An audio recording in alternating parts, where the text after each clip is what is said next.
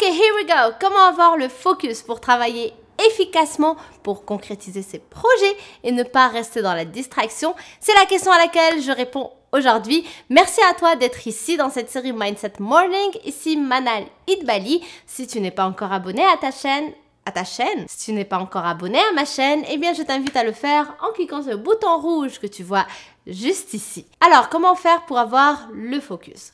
On le sait tous que le focus permet de se concentrer, permet donc d'agir et permet surtout d'avancer de façon plus rapide parce qu'on est concentré. On ne voit ni à gauche ni à droite, donc on avance. Celui qui regarde à gauche et à droite, peut-être qu'il va être distrait par une autre personne qui va discuter avec elle, peut-être qu'il va voir quelque chose qui va lui donner envie d'aller voir ce que c'est et donc il va être distrait et forcément qui dit distraction dit perte de temps parce que du coup les choses n'avancent pas, du moins elles n'avancent pas aussi vite que si on reste focus dans notre direction. Ceci dit, même si on le sait, malheureusement, parfois, il y a une différence entre connaître quelque chose et être conscient de la chose. Donc, beaucoup de gens vont savoir que le focus permet d'avancer plus vite et que c'est important de garder le focus. Donc, c'est connaître, ils vont le connaître. Par contre, ils n'en sont pas conscients. Donc, à partir du moment où on va être conscient de quelque chose, là, on va l'appliquer. Mais tout le monde sait par exemple qu'il faut boire 2 litres d'eau par jour. Est-ce que tout le monde le fait? Non. Tout le monde sait qu'il faut faire du sport pour être en santé. Est-ce que tout le monde le fait? Non. Donc il y a une différence entre connaître et être conscient de quelque chose. Et le but de cette vidéo justement, c'est de te permettre d'être conscient du fait que le focus va t'aider à avancer plus vite et va t'aider à vivre ta vie idéale parce qu'il va te permettre de concrétiser ce qui te tient à cœur de façon plus rapide.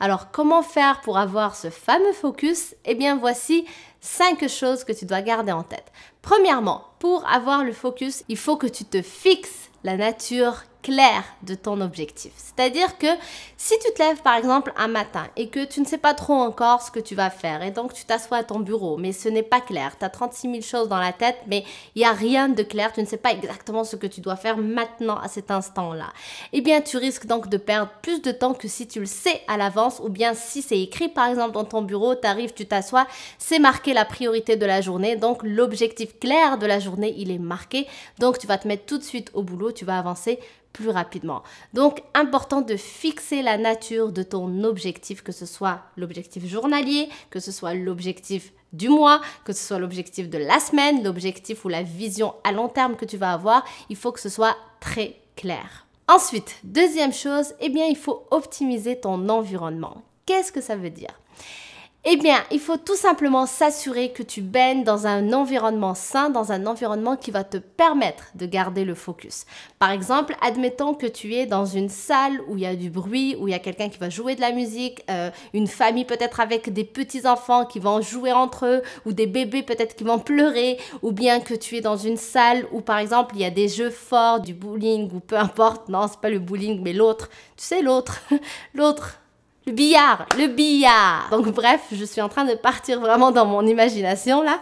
Mais tout ce que je veux dire, c'est que tu es dans un environnement pas, par exemple, propice à une concentration optimale, eh bien tu vas avoir du mal à garder le focus. Donc il faut que tu choisisses cet environnement-là, il faut que tu t'assures d'être dans un environnement qui va te permettre d'être concentré et de ne pas gaspiller ton énergie à essayer de se reconcentrer à chaque fois qu'il y a quelqu'un qui va dire quelque chose ou qui va crier quelque part et que du coup tu vas être distrait à cause de ça. Petit plus, lorsqu'on parle d'environnement, il peut s'agir aussi des gens qui nous entourent. Ce n'est pas uniquement l'endroit où on est, ça peut être aussi qui est autour de nous, qui sont les personnes avec qui peut-être on doit travailler, avec qui on est en train peut-être de travailler sur un objectif, sur un projet quelconque et qu'on a besoin d'avancer. Donc, si par exemple la relation avec cette personne n'est pas superbe, si par exemple cette personne ne respecte pas quand toi tu es focus, eh bien à ce moment-là, il va falloir mettre des règles et s'assurer que personne ne va venir te déranger pendant ton temps de travail ou pendant le temps de concentration que tu voudras avoir. Ensuite, troisième chose pour garder le focus, c'est de couper toutes sortes de distractions. Alors, de nos jours, on est distrait par 31 000 notifications. Oui ou oui?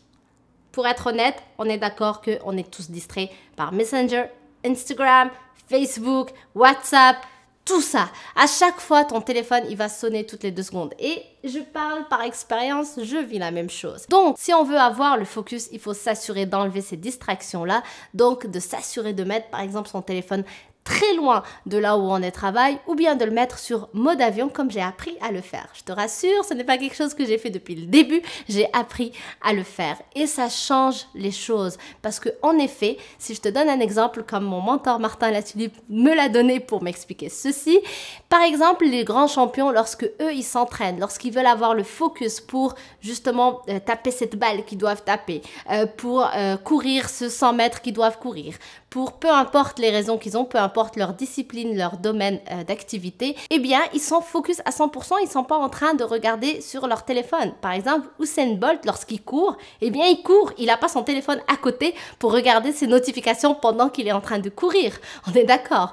Donc, c'est la même chose. Si moi, je suis dans mon bureau et que là, j'ai une session de 1 heure, 2 heures devant moi où je veux garder le focus, je veux travailler parce que je veux que ce soit terminé d'ici 1 heure, d'ici 2 heures et pas que ça traîne pendant toute la journée, faut que je m'assure de ne pas avoir mon téléphone à côté de moi ou toutes sortes de distractions. Ça peut être aussi par exemple sur ordinateur. Si je travaille sur ordinateur et qu'à chaque fois par exemple j'ai Facebook allumé et qu'à chaque fois que quelqu'un dit quelque chose, commente quelque chose ou like quelque chose, ben moi je le reçois, c'est mauvais aussi. Donc il existe d'ailleurs aujourd'hui des applications qui permettent de fermer ce genre de choses. Donc c'est-à-dire que quand on est en session de travail, on peut mettre en place donc cette application qui va bloquer ce genre de site ou ce genre de notification pour justement nous permettre de garder le focus et d'enlever toutes les distractions qui peuvent nous empêcher d'avancer sur les projets qui nous tiennent à cœur. Ensuite, 4e point, pour garder le focus, important d'utiliser des tranches de temps. J'en parle d'ailleurs dans mon livre que tu peux télécharger gratuitement, 10 habitudes simples pour être plus productive,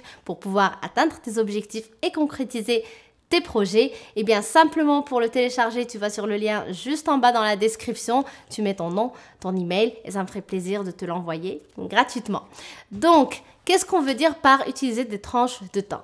C'est-à-dire que la plupart du temps, il y a plusieurs personnes qui vont travailler 8 heures, 10 heures, 12 heures par jour, mais lorsqu'on vient voir ce qu'ils ont vraiment achevé, terminé, sur quoi ils ont vraiment bien avancé, eh bien on s'aperçoit qu'en fait, ils n'ont pas avancé tant que ça. Ils étaient occupés toute la journée, certes, mais ils n'étaient pas efficaces, ils n'étaient pas productifs.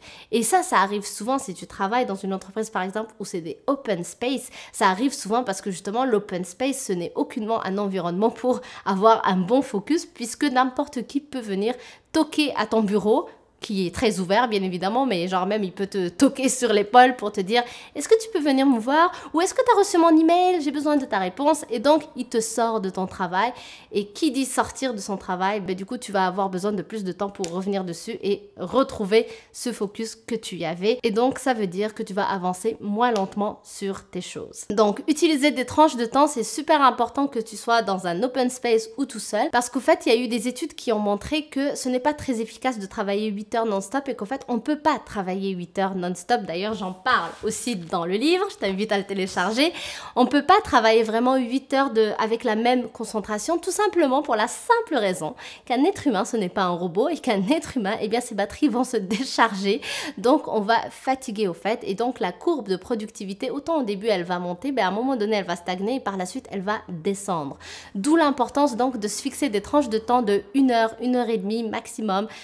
Dans l'étude il parle de 90 minutes de temps de focus, de concentration où je travaille et ensuite 20 minutes de repos. Et ça permet donc pendant ces 90 minutes que j'instaure cette règle. Quand je suis dans cette période, il n'y a personne qui vient toquer à mon bureau, il n'y a personne qui vient me voir en me touchant à l'épaule.